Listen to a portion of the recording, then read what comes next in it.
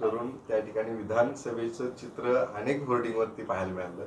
आगामी काळात कोल्हापूरमध्ये कृष्णराज याच्या माध्यमातून नवीन चेहरा पाहायला मिळाला. कृष्णराज महाडिक हे मराठीमधले एक सर्वात प्रसिद्ध यूट्यूबर महाराष्ट्रातले झालेले आहेत. मराठी भाषेमध्ये यूट्यूब व्हिडिओ बनवणारे, त्यांची लोकप्रियता अफाट आहे आणि त्यामुळं त्यांचा हा वाढदिवस काल आपण पाहिला असेल की हजारो लोक त्या वाढदिवसाला शुभेच्छा देण्यासाठी 8 दिवस आधीपासून सगळा कार्यक्रम सुरू होता.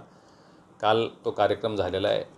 युवा आहे, ऊर्जा आहे, त्यामुळे मोठ्या संख्येनं लोक आले होते.